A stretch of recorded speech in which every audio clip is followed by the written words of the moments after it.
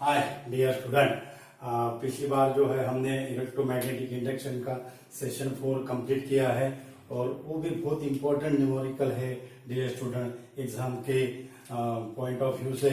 और आप उससे भी पूरा स्टेप बाय स्टेप हमने उसमें सिंपल कैलकुलेशन ट्रिक्स दी है। ओके, और आज जो है हम हमारा मोस्ट वेटेड चैप्टर जो 6 जो चैप्टर है, ये हमारा 6 चैप्टर है मोस्ट वेटेड चैप्टर, तो उसके हम एमसीक्यू स्टार्ट करने वाले हैं आज। और ये हमारा सेशन 1 है, चैप्टर है थर्मोडायनेमिक्स।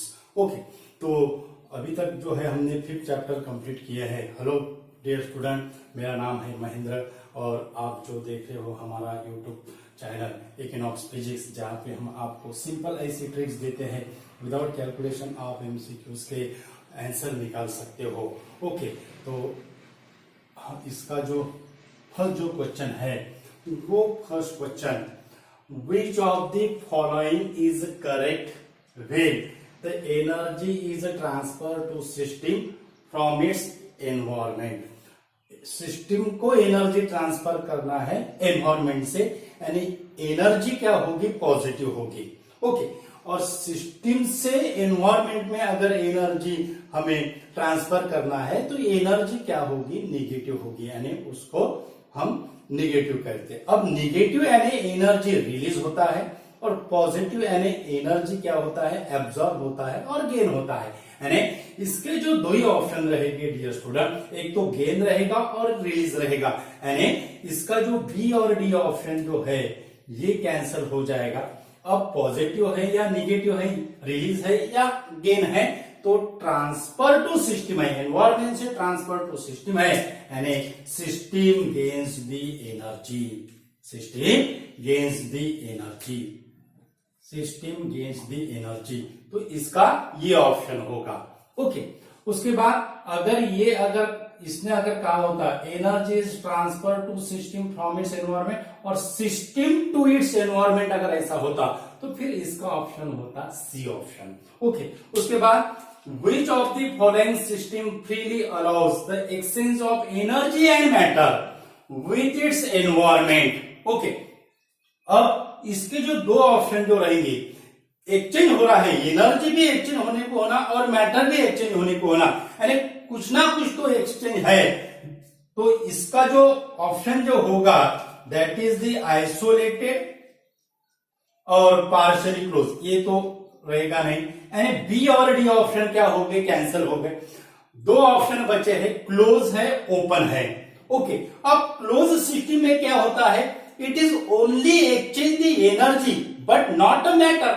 हमें दोनों भी कहा गया है, दोनों भी एक्सचेंज हो रहे हैं, यानी सिस्टम कौन सी होगी, that is the open system, that is the open system. यहां अगर क्वेश्चन होता freely allow the exchange of energy only with its environment, तो इसका ऑप्शन क्या होता डियर स्टूडेंट, ये ऑप्शन होता, क्या होता, ये ऑप्शन। ओके, उसके बाद two system at a same temperature are set with, बहुत इजी क्वेश्चन है डियर स्टूडेंट। टेम्परेचर का जो रिलेशन रहता है it is the thermal energy से रिलेशन रहता है, तो ऑब्वियसली इसका जो ऑप्शन जो रहेगा वो रहेगा thermal equilibrium. Same temperature constant, that is the thermal equilibrium.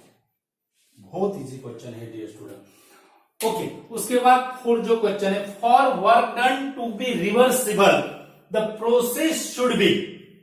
Okay, अब इसमें क्या होता है, for work done to be reversible, ये जो एमसीक्यूज है, this MCQs on the Carnot cycle and Carnot engine, जो हमारा जो आर्टिकल है 104 पेज पे ये आर्टिकल है, जिसमें 104 पेज पे इसका आंसर दिया हुआ है।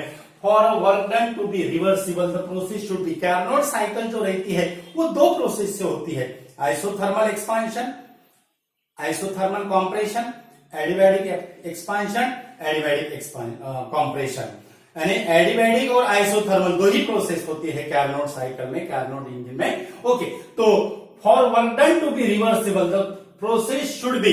अब अगर इसमें आइसोथर्मल अगर होता तो ऑप्शन होता, लेकिन इसमें आइसोथर्मल छोड़ के कौन सी प्रोसेस है? एडिबैटिक दिया हुआ है, साइक्लिक भी नहीं रहेगी, आइसोबैरिक भी नहीं रहेगी, आइसोक्लोरिक भी नहीं रहेगी।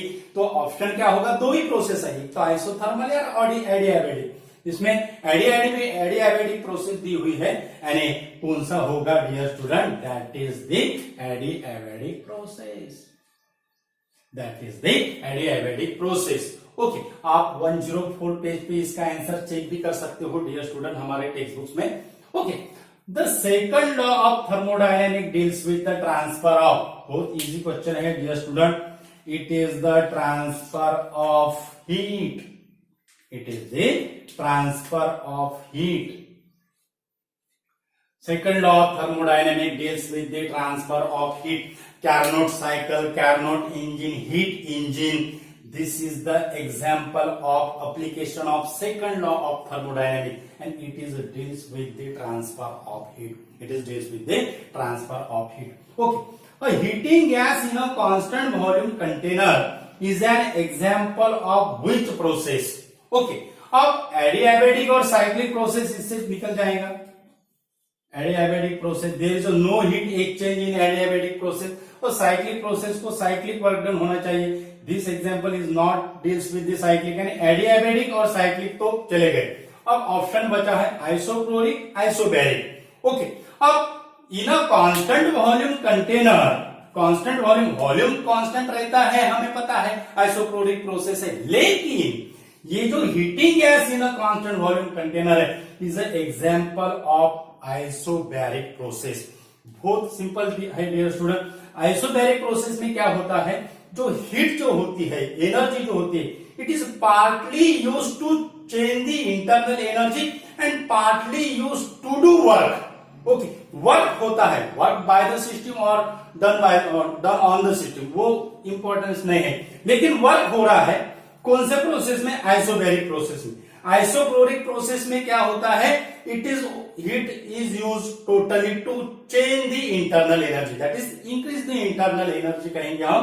ओके, तो heating gas in a constant volume container, ये जो एग्जांपल है ये है आइसोबैरिक प्रोसेस का। और इसका भी और एग्जांपल है boiling of water, it is the isobaric process. Gas in a turbines, it is also the isobaric process. Okay, so heating gas in a constant volume container is an example of which process? That is the isobaric process, that is the isobaric process. Okay, तो pressure cooker का भी example क्या होता है? It is the isobaric process. Okay, water boiling, वो तो हमने कहा है। ओके, उसके बाद गैस इन, और इसमें मेंशन किया हुआ नहीं डियर स्टूडेंट, ओपन है या क्लोज सिस्टम है, मेंशन किया हुआ नहीं है सिस्टम का। ओके, उसके बाद gas in a close container is heated with 10 joule of energy causing the lid of the container to rise 2 meters with a 3 Newton of force. What is the total change in energy of the system? What is the total change in the energy of the system? Dear student, आप ये जो question है, ये question without solve करके 1 minute में क्या कर सकते हो?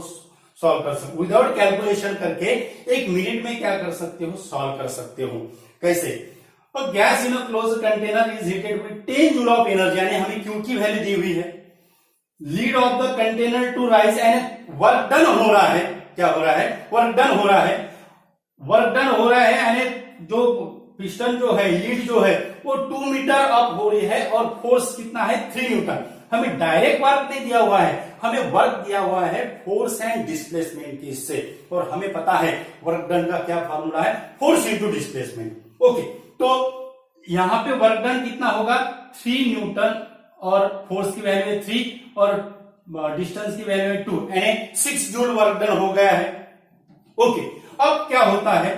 जो वर्क डन जो रहेगा, अब हमें इसके ऑप्शन चेक करना है, कौन से ऑप्शन कैंसिल होंगे। ओके, अब जितनी एनर्जी सप्लाई की है उससे अगर जो वर्क डन हो रहा है वो अगर क्या होता है? लेस अगर होता है, that is the amount of energy is greater than the amount of work done by it, then the internal energy, change in internal energy is a positive. Change in internal energy is a positive. Okay, तो इसके जो option जो हो गए dear student, negative option क्या हो जाएगा, cancel हो जाएगा। निगेटिव ऑप्शन कैंसिल हो जाएगा क्योंकि 10 जूल एनर्जी है और 6 जूल वर्क डन हो गया है, यानी energy transfer amount of energy से वर्क डन की वैल्यू क्या हो रही है, कम हो रही है। तो हमारे ऑप्शन क्या आएंगे, चेंज इन इंटरनल एनर्जी क्या होगी, पॉजिटिव आएगी, तो निगेटिव ऑप्शन क्या होगी, कैंसिल हो जाएगी। उसके बाद जो ऑप्शन जो बचे हैं अब 10 जूल और 4 जूल। ओके, 10 जूल और 4 जूल में से ऑप्शन कौन सा आएगा, कुछ ना कुछ वर्क डन हो रहा है, यानी जो वर्क डन होता है it is losses in the form of energy. Okay, तो जो लॉस होगा 10 जूल का 10 जूल वर्क डन, कुछ ना कुछ वर्क डन हो रहा है, तो इसमें की एनर्जी कुछ ना कुछ क्या होगी, कम होगी, लॉस होगी। ओके, तो लॉस अगर एनर्जी अगर हो गई तो 10 जूल तो आंसर आएगा नहीं, तो ऑप्शन कौन सा बचा है dear student, that is the 4 joule, that is the 4 joule. Okay, यानी विदाउट कैलकुलेशन आप इसका सॉल्व कर सकते हो, और कैलकुलेशन से तो 4 जूल आंसर आने को होना। करके देखते हैं हम, इसका कैलकुलेशन भी करके देखते हैं। डेल यू फॉर्मूला है dear student, Q equal to del U plus W, ऐसा फॉर्मूला है। अब डेल यू इक्वल टू क्या होगा, del U equal to Q minus W, del U equal to Q minus W. अब Q की value कितना है, क्यू की वैल्यू है 10 जूल। ओके, और डब्ल्यू हमने पहले निकाला है 2 metre into 3 newton, W force into displacement, distance बोलते हैं हम उसको। तो ये कितना होगा, 6 आएगा, यानी 6 जूल होगा, यानी ये होगा 6 जूल, यानी 10 joule minus 6 joule, that is the plus 4 joule. आ गया डियर स्टूडेंट, जो हमने जो थ्योरेटिकल जो ऑप्शन विदाउट कैलकुलेशन करके जो ऑप्शन आया था हमारा, वही ऑप्शन कैलकुलेशन करके भी आ रहा है डियर स्टूडेंट, प्लस 4 जूल, यानी ऑप्शन कौन सा होगा, that is the B option. Okay, तो इसका जो और ये 6 का जो ऑप्शन होगा वो कौन सा है, आइसोबैरिक है। Okay, it is the isobaric process. ठीक है, ये था हमारा डियर स्टूडेंट सिंपल ऐसा एमसीक्यूज, बहुत इजी ऐसे एमसीक्यूज थे डियर स्टूडेंट, और आपको हमने सिंपल ऐसे ट्रिक दी विदाउट कैलकुलेशन। आप जो थ्योरेटिकल अगर आपका जो कंसेप्ट अगर क्लियर अगर रहा तो आप विदाउट कैलकुलेशन ऑफ 2 ऑप्शन तो पहले कैंसिल कर सकते हो, और बचे फिर 2 ऑप्शन उसमें का भी आंसर आप कर सकते हो। इसलिए थ्योरेटिकल कंसेप्ट बहुत इंपॉर्टेंट है, कंसेप्ट क्लियर करना बहुत इंपॉर्टेंट है डियर स्टूडेंट। ओके, तो ये था हमारा एमसीक्यूज पे वीडियो, थर्मोडायनेमिक्स चैप्टर पे 5 चैप्टर हमने कंप्लीट किए हैं, हमारा ये 6 चैप्टर है। ओके, तो सेशन 1 है। अगर हमारा वीडियो अगर आपको पसंद अगर आए तो इसे आपके फ्रेंड्स को शेयर कीजिए, ताकि वो भी ऐसे सिंपल ट्रिक्स, सिंपल टीचिंग समझ सके। और नए यूजर अगर है हमारे चैनल पे तो हमारा चैनल सब्सक्राइब कीजिए। हमारा टेलीग्राम अकाउंट भी है, वहाँ पे हम नोट्स प्रोवाइडेड करते हैं, तो आप उसे भी आप ज्वाइन कर सकते हो। Okay, thank you so much once again dear.